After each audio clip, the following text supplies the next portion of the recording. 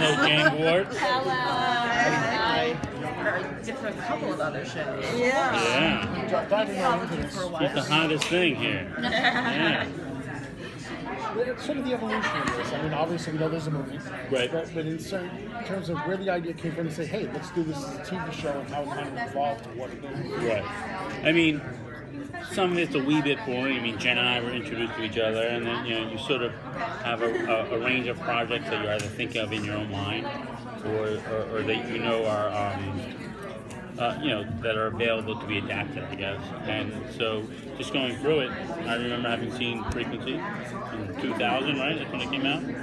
And for me, it was just that central relationship. It was the father-son relationship that really, I remember from seeing the movie the very first time.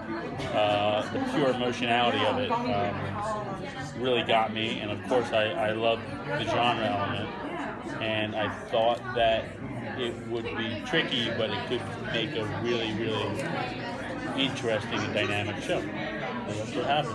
Did you change the son to a daughter? Right. Or just to make it different from the movie, or to have that female presence in the lead? I wish it were as simple as that. We actually did one version of this where it was a father-son, and when we went to the CW, he said, "Is there anything you would change?" And I said, having done one version of this, I would want to change to a father-daughter, because to me that was the biggest challenge as a writer, and I felt it offered the most dynamic relationship possible. I think, I'm not speaking in tongues here, but I think everyone has this idea of a daddy's little girl sort of cliche, you know what I mean? And what I love about the show is that if you've seen the pilot, you can see she's anything but. And the idea that she's the same age as her dad, and adds a real dynamism. We'll go with it. We're there. I've already said it. It's out there. Is a word. What? Yeah, it's there. We're doing it. And so for me, it was very exciting to do that. Basically. How about the concept, though, taking it, turning it into a TV show? What was the thinking behind changing it, like, butterfly effects, things like that? Right. So what went into all that? And sort of, I'm just trying to get a sense of where, besides them communicating through time, right, what else went into the thinking of how you were going to turn this into a TV show? Well, okay, so on the one hand, you have a family drama. That and if you've seen the pilot and you've seen the movie, you understand that the TV show characters are actually different than their movie characters. In the most basic sense, you have the father character isn't quite as straight-laced and choir boy as he is in the movie. There's a lot of mystery to this guy. And then in what was the son character and Raimi's character, she doesn't quite worship her father in the same way that the son did in the movie. She stands on her own 2 feet, basically. So this is an ever-changing family dynamic. So right there, to me, that was a wonderful thing to explore week to week. These two, because of the circumstances at the end of the pilot, being forced to work with one another in what would ordinarily be sort of a wish fulfillment scenario. It's like you just reconnected and saved the life of your father. But there's a lot of crap they still got to work out with each other. So there's a lot of, I like that. It doesn't immediately turn into a buddy cop show where we're, best buddies solving crime. There's a lot of resentment. There's a lot of residue of a lot of things.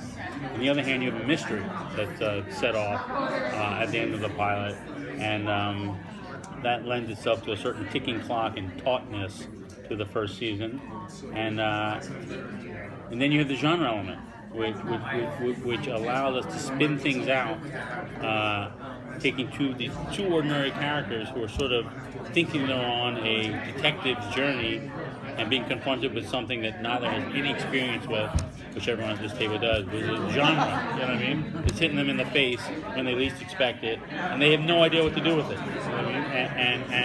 And I think that it's a very blue-collar approach to genre and family and crime that so far has been pretty exciting in the writers' room. So, yeah. I mean, and I think Jeremy said it. I think ultimately it's a wish fulfillment story, and I think everybody thinks about second chances. I think a lot of people when you're watching television shows think about that. I think it's something that's incredibly relatable. That's what we're doing. We have this big buy, but at the end of the day, it's about when have I got a second chance to do things again. Have you mapped out multiple seasons, or at least maybe a thought in your head of how you would approach this story going on if you went beyond the season? Yeah, we've mapped out season 1. We have that departure point jumping into what could be the focus of season 2, and then we have the kernel of what could be a season 3.